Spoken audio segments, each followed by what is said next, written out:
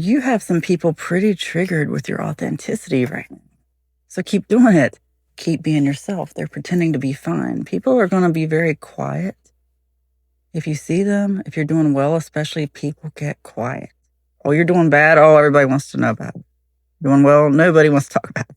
At least not to your face. Not out loud. It's like people don't want to acknowledge it to themselves, or if they find out they're wrong. And that's what happened here. Oddly enough, these people, whoever they are, and I do get the feeling of a group, although it doesn't have to be, it could just feel like a group, but it's made people question their own path, because it's made people realize that maybe gang stalking you or whatever they did wasn't a good idea. People saw through them. You proved some people wrong. People are questioning them, questioning everything they're saying now. Path unknown. It's crazy that whatever this was, letting go of it has changed some people's paths. Like I said, a lot of them just saw each other's true colors in this, is what it was. Some boundaries were crossed. Some people learned some things about you and about themselves. Spilled tea oracle deck. What else? Their loss. That's what I get. Their loss. Double standards. The cold shoulder. What did I say? People get quiet when you're doing well, because it's something they wanted for themselves. That's what's crazy, is you shocked that many people. You took something people really didn't think was meant for you, but they see now that it really triggered them, because you just weren't who they thought you were. You were holding yourself to a lower standard to please these people, and it's something a lot of us do. A few readings back, I gave this, and I've been thinking about it all day. This is what happens when people pleasing goes wrong. We all try. I think a lot of us go through this. I talked about a very low budget reality show I saw. This cook quit. They were several days into filming because it came out that he just really didn't want to be there, and it was ruining the whole place. It was a bar that had a restaurant. Well, this cook just didn't want to be there. He knew this reality TV show was coming in. I have a feeling what happened was this. He bit off more than he could chew. Quite literally, considering it was a cook, right? He was just there to help his friend. And, oh my gosh. And a few people even mentioned in the comments, so I'm going to give that metaphor again. Okay?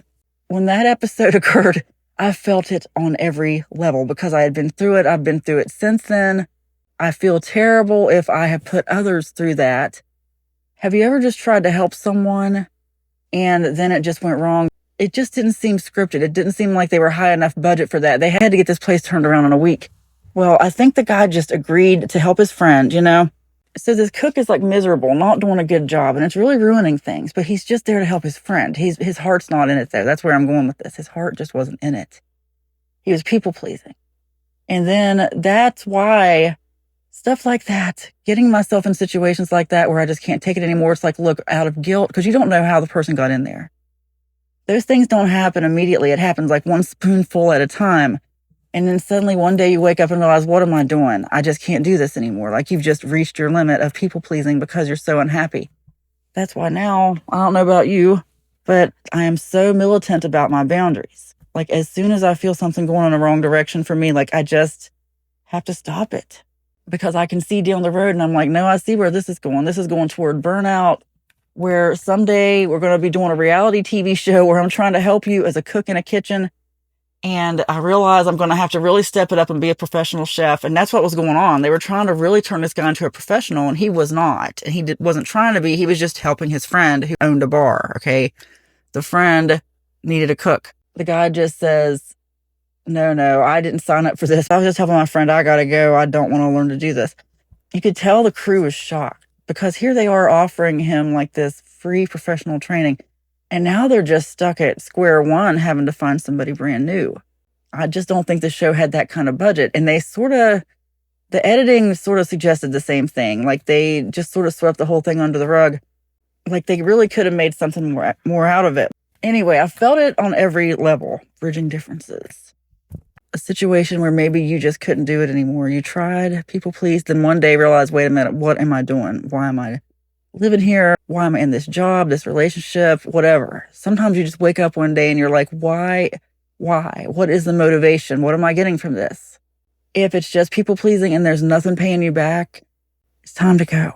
Because to an extent, yeah, you got to help people. Sometimes it pays you back there. There could be a reason. But when it becomes all take and no give, whether people realize it or not, or when the person giving too much starts becoming miserable and making everybody else miserable. I've been that person too. I think a lot of us have. Just cut it off. And you did. And that's what a lot of people are shocked about, because what happened was they saw a different version of you. When you were trying to fit a mold they wouldn't let you grow out of. One day at a time, one step at a time, a little bit here and there, you were pigeonholed into a job you didn't want, or a role, or a character even. I think a lot of us go through that. People do reach a breaking point. It's okay. You have healthy habits, Last card, that came out so quickly because that's what you need to make sure you have. Like, don't let anybody get to you. I'm really here to tell you that you did a good job. The fact that you're finally being your authentic self. What happened was you broke out of that mold, is what I'm trying to say. Like that kitchen staff member. It's better to use stuff like that. That's why Jesus spoke in parables. It's called show, don't tell in literature. So you can use it however you want. But what I mean is you just couldn't take it anymore. From now on, have healthy habits so that you see the red flags first. Because, oh my gosh, I feel bad. I think we all do. You can look back and be like, oh my gosh, I'm so sorry for what I put that person through, because I see it now. And I'm so sorry. And if I've done that to anybody, I send healing to them. But I've learned, and people have done the same thing to me. I think a lot of us have been on both sides, either side.